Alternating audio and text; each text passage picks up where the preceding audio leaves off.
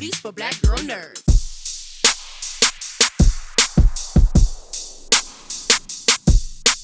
Thank you, gentlemen, for your time and your wonderful performances. Um, Dylan, I'm going to begin with you. Uh, he has a different moral compass than all of the other people who've been susceptible to Elizabeth Holmes and what she was doing. Why? What do you think steered him differently instead of being enticed by the missteps of a woman CEO and the youngest to do it? But he was not steered by that. That's a really great question.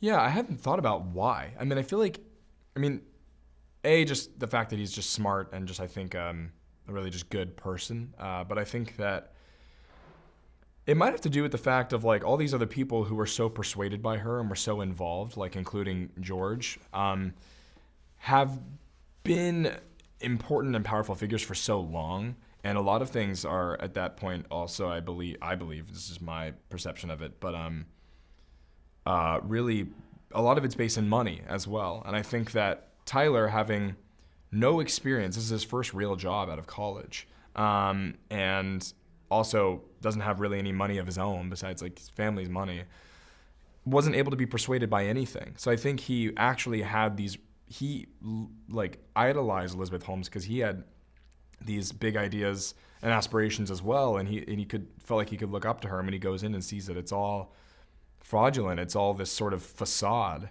I think that was really sort of world crashing for him a little bit. And I think, yeah, because there was nothing really to be able to persuade him another way, to put blinders on. I think it allowed him to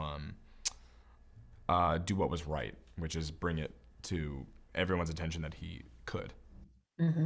Sam, for you, what was interesting to me about the generational differences between, Dylan's character and all of these important figures who have bought into this notion of her company, but usually women who are attractive and intelligent can be considered intimidating for that generation. It's usually they're beautiful or they're smart, but they all seem to be just entranced by this woman. Why do you think that she was able to kind of step in a role with these older gentlemen in a way that other women have not? Usually women are pigeonholed into one or the other. Gee, you're asking good questions. Oh. I was listening to what Tyler said. And I would add a complete speculation about his character, which is that he was raised right. And he hadn't learned that how he was raised didn't apply to the real world. So tell truth and shame the devil, that kind of simple, straight up, honest belief that that's how that things will work out when you do that. Your question made me wonder, and I think that might have been part of it. Now, why George Shultz?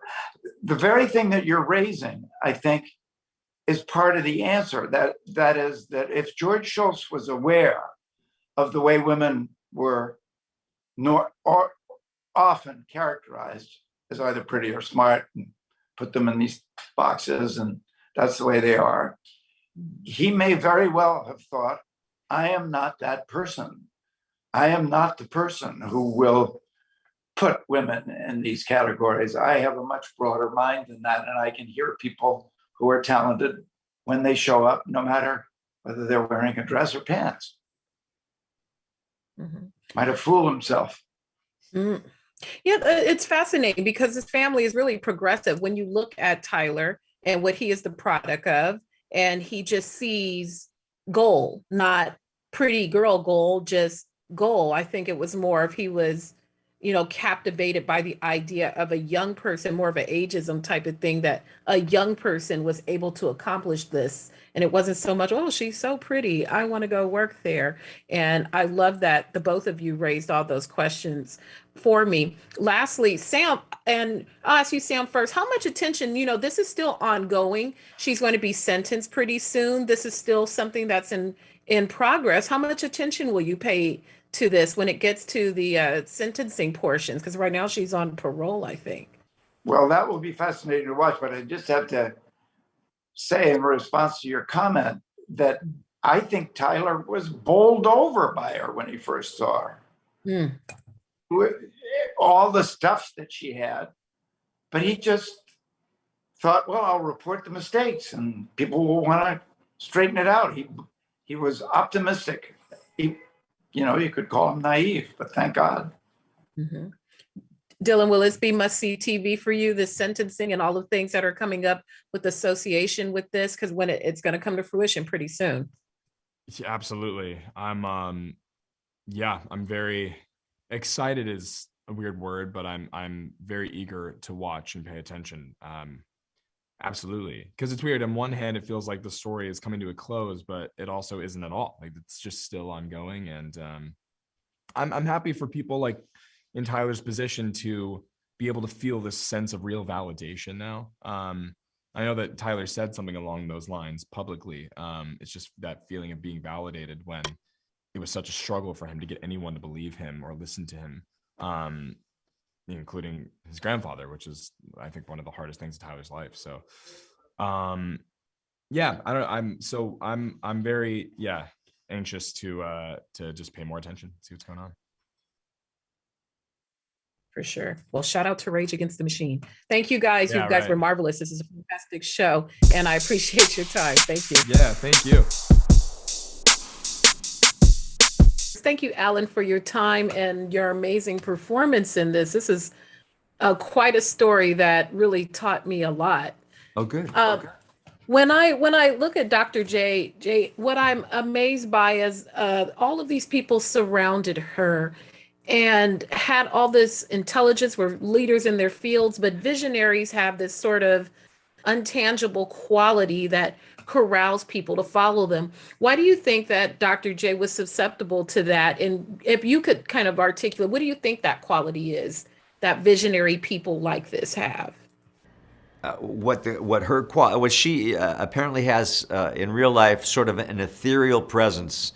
So I also think the dynamics of beautiful young woman and older foolish men. I think there's a lot of power in there for the attractive one. And my episode, the episode that I did the most in, is actually entitled Old White Men. And there's something to that, that there's a lot of powerful guys, and guys much bigger and fancier than Jay Rosan, who should have known better, who had all the information at their fingertips that they needed to say, this is not a good idea. But they were completely charmed by her. I think for Jay Rosan, I think midlife crisis might have something to do with it. He was a guy of maybe early 60s, wanting to go out with a big splash before he retired. And they all just were mesmerized by the possibility of the money.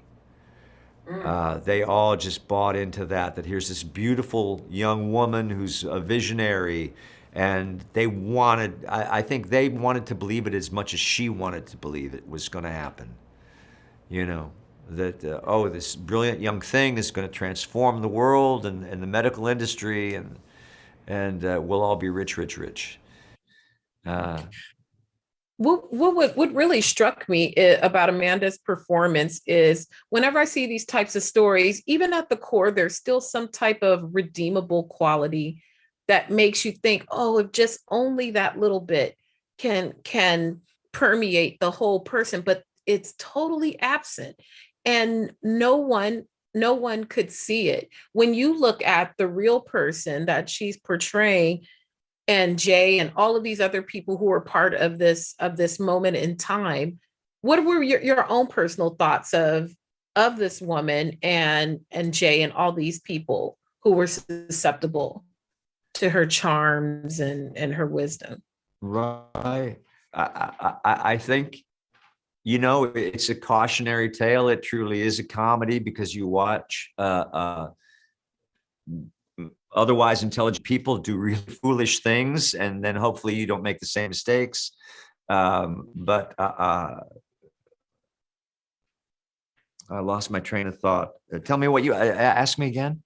I lost my Just train of that, thought. what your thought? Because I mean, you're clearly a warm and you're a friendly person, and this woman, she's cold. And usually, like you look at Steve Jobs and all these type of other visionary leaders, there was something like Right. a redeemable thing about them, but it just seems, in a credit to Amanda and her portrayal, there was Yeah. no warmth about her. Right. And yet Well, she was able to corral these people. I think a lot of it was attractive young woman and middle-aged and older men who were just sort of taken in by her beauty.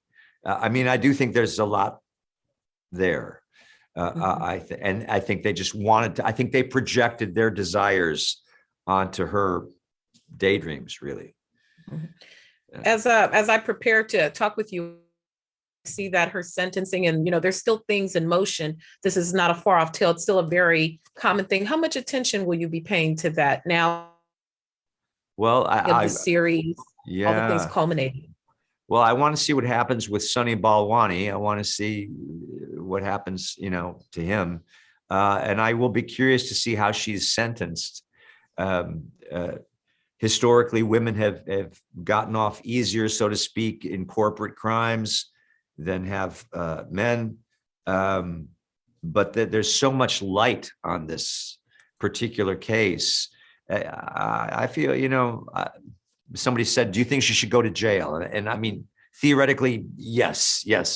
But I kind of don't. I kind of don't wish that on anybody.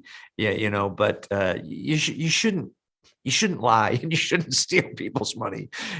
So we'll see what happens. I mean, oh my God, they said that each of the 4 convictions carries up to 20 years. So, I mean, she could go away for the rest of her life. I don't think that'll happen. But whatever it is, I don't think it'll be very pleasant. Not at all. Well, I thank you, sir, for your time. This is a fascinating story, and you're wonderful in it. Thank you so much. Oh, thank you. Nice to meet you. You too.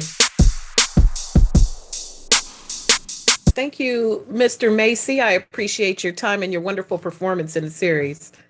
Oh, thank you. And you don't look like a nerd at all. I am, I'm toning it down a little bit for the general audience. But if the camera was off, it would be just, looking a little ran over. All right. I'll believe you, but I don't believe you. Thank you again.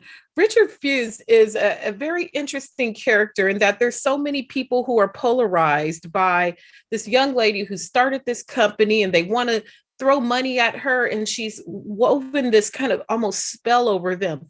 But not your character, Richard. From the onset of her life, there's always been a little friction, I guess you could say. What is it that you think that he sees in Ms. Holmes that no one else is able to see?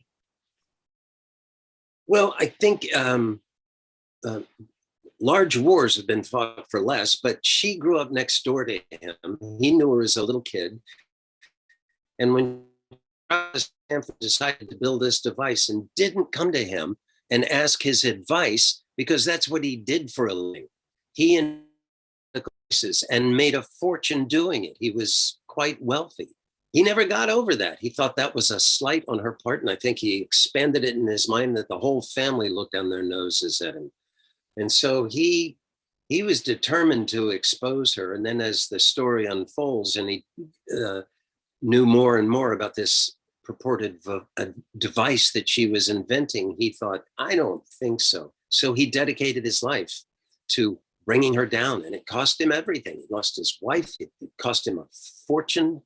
It's a sad story. There's a wonderful moment at the end where he's just sitting there wondering what just happened. Mm-hmm. It's amazing how think of scientists and people create patents and all these things.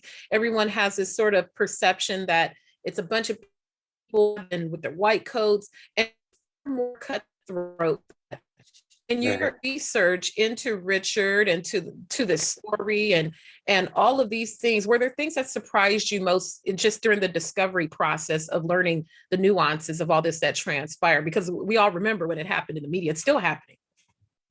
Well, somebody asked a really interesting question. Could this happen? Would this story have unfolded differently if it had been a man rather than a woman? And I don't think it would have. I think if you look at the people who invested, it's mostly men. And I think they were smitten by her and they let their better judgment go out the window because of the way she looked. And she just carried intelligence about her and supreme confidence when she did that whole makeover and looked like Steve Jobs. And she was big as a minute and tall and lithe. And I think, I don't think a guy could have pulled that off. Don't. That's very mesmerizing. It was. I thank you, sir, for your time. I enjoyed you. Were wonderful. And this is a fascinating story. Thank you so much. Thanks for talking to me.